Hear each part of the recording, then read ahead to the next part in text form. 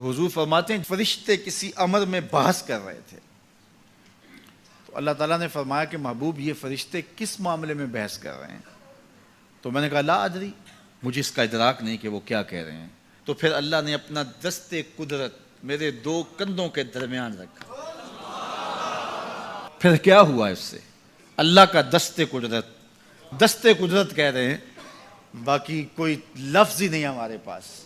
اس نے دست قدرت والا ہاتھ میرے دو کندھوں کے درمیان رکھا۔ یہ کون کہہ رہے ہیں؟ میرے حضور کہہ رہے ہیں۔ میرے رب نے دست قدرت میرے دو کندھوں کے درمیان رکھا۔ پھر ہوا کیا؟ سن لو اگلے لفظ۔ دست قدرت یہاں آیا، ٹھنڈ سینے میں پڑ گئی۔ فَعَلِمْتُ مَا فِي السَّمَاوَاتِ وَالْأَرْضِ، زمین اور آسمان میں جو کچھ تھا اللہ نے سب کا علم مجھے عطا کر۔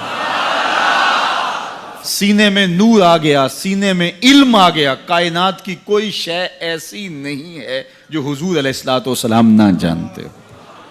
اور پھر کہاں تک علم آیا یہ حضور سے پوچھیے۔ فرمایا قرب قیامت میں جب دجال آئے گا تو میرے غلام اس کے مقابلے کے لیے نکلیں گے۔ دجال کب آئے گا اللہ جانتا ہے۔ 1400 سال اس بات کو بتائے ہوئے ہو گئے۔ کہا قرب قیامت میں دجال آئے گا، میرے غلام اس کے مقابلے میں نکلیں گے۔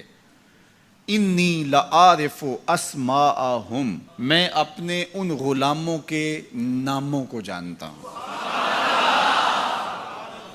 کب؟ جو قرب قیامت میں آئیں گے۔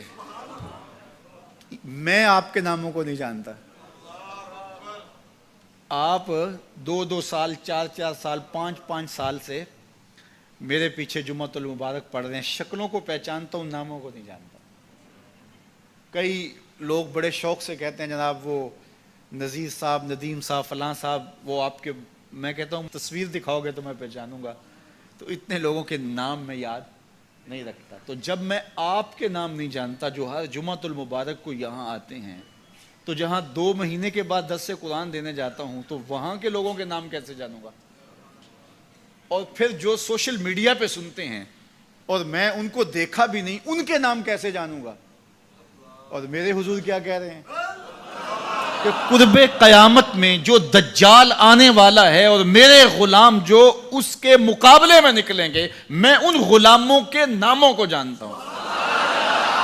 بات ختم یہاں نہیں ہوئی، یہاں ختم ہو جاتی پھر بھی کافی تھا، لیکن میرے حضور نے آگے بھی بات فرمائی۔ وَأَسْمَاءَ آبَائِهِمْ، ان کے باپوں کے ناموں کو بھی جانتا ہوں۔ ان کے باپوں کے ناموں کو بھی۔